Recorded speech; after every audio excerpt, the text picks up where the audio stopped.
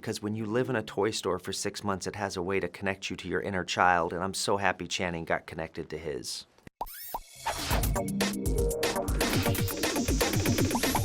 Hi, I am Carla from Cineworld Cinemas. We cannot wait to bring this film to our screens across the UK. First question is, did you know about this true story before you got involved in the project, or when did you find out about sort of the story behind the film? I found out about the story January, February of 2021. Never heard about it before. I was intrigued by it. I asked to speak to the guy, Jeffery Manchester. He's in a maximum security prison in North Carolina. I couldn't call him. Got him my number. He called me, and we spoke for 15 minutes because the operator cuts you off after 15 minutes. He called me back, and about 400 hours of phone calls later, we have the movie.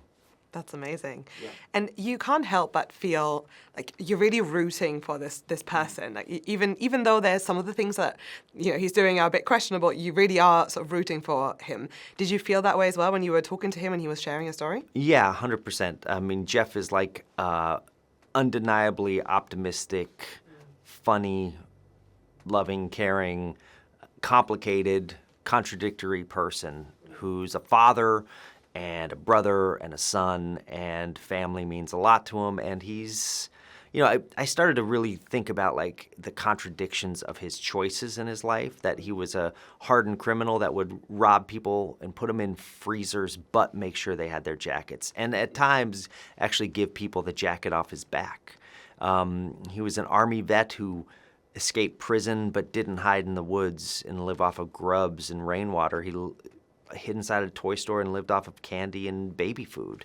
And I started to think a lot about his character's humanity, and it was his humanity that made him a worse criminal, that if he would have been a better criminal, he would have been more cold-hearted. And if he would have been more cold-hearted, he would have been on a beach somewhere right now, and none of us would know his story, and there wouldn't be a movie about him. So I wanted to make a movie that really looked at that humanity.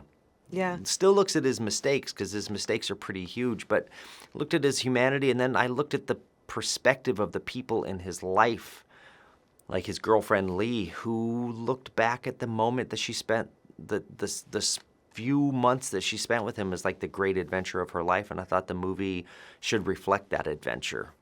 Yeah, I was going to ask about that. I read that you actually met then quite a lot of the people who were in his life for sort of different periods of his time. How was that? What did they add to you sort of understanding his story? Well, when I first talked to Lee and Pastor Ron, I kind of assumed that they would be angry with Jeff, that they would feel betrayed by him.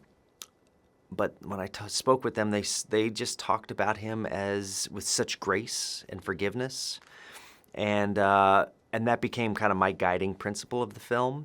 And Pastor Ron, I asked him about one time, I said, tell me about the Bible. And he says, well, the Old Testament's about judgment and the New Testament's about grace. And that in his life, he tends to err on the side of grace. And I thought about Jeff in real life, how he had been judged pretty harshly by society and sentenced to 45 years. And the judge that sentenced him is actually in our movie. She plays the prosecutor.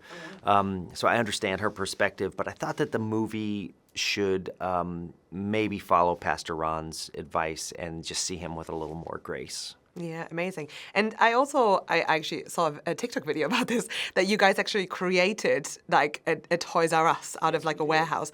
What made you decide to do that rather than create like a set for everyone to act in?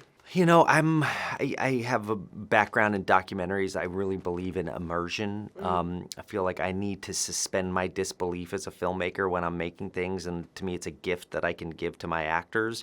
So, I shot it in North Carolina where the events took place. I wanted to shoot in the actual Toys R Us where Jeff lived, but that has become a big church now. Okay. So I had to find another Toys R Us that was abandoned, but it was a Toys R Us at one time. 20 years ago it was a Toys R Us, and we went in there and it was 45,000 square feet of empty concrete nothingness. It was a void. All the copper wires had been stripped, and so we had to restore it one tile at a time, one light bulb at a time, one shelving unit at a time, and then fill it with toys, with period toys. And that meant like going on eBay and buying every Tickle Me Elmo we could buy. And it's amazing how many toys actually it takes to fill up a toy store. It's truckloads and truckloads and truckloads. But I want to do that because I want my actors to appear on set and be able to play and be able to discover.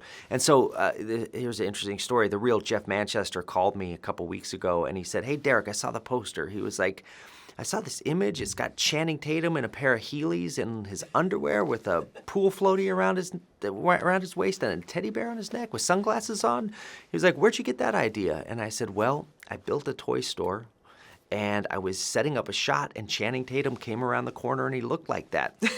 So I shot him. And Jeff said, "You know, that makes me so happy, because when you live in a toy store for 6 months, it has a way to connect you to your inner child, and I'm so happy Channing got connected to his." Oh, that's amazing. And speaking of inner child, one of the other stars in the movie, apart from Channing and Kirsten, is M&M's. Obviously, that's the big snack. That's sort of what he lives off of for quite a lot of the movie. And we have M&M's at Cineworld. You can even get them on top of popcorn. Yes. But a bit of a fun question. If you had to pick a cinema snack to live off of for a week, what would you pick? Oh, geez. My wife's homemade olive oil popcorn with salt would be the way I would choose. Yes. Nice. With some M&M's on top. A lot of carbs with maybe Sour Patch Kids on top. And then also one of the questions that we love to ask, obviously, as a cinema chain, is sort of about the experience. Why do you think that people should come out to see this film on a big screen in that cinema environment? Well, this movie's built around some ideas of nostalgia. It'll, it takes place in the early 2000s.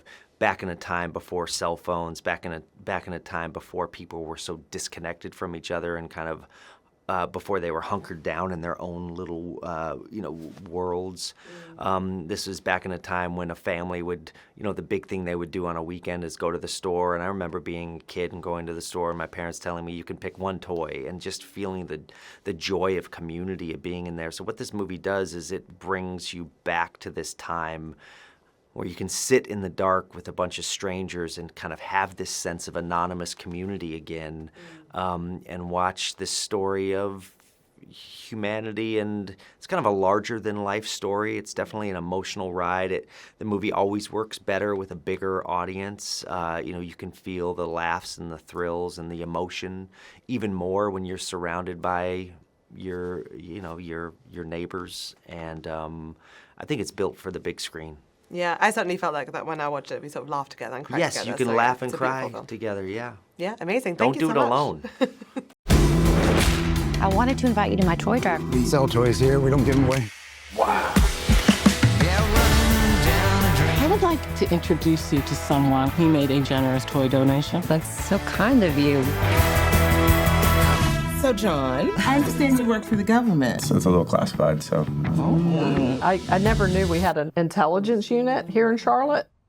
Oh, are you law enforcement? Yes, I am. Wow, that's amazing. Police believe the Roofman may still be in the area. What the? Oh my God! You got your passport? You got to leave tonight. I mean, can't I just stay? Oh, how? I'll just lay low. I need you to really think about who you talk to. You just look like this all the time? Tell me what's going on. Right now. Who do you want to be, Jeff? I need you to take the ink bomb out. If I do that, it'll blow up. Now, if you do it quick. Oops.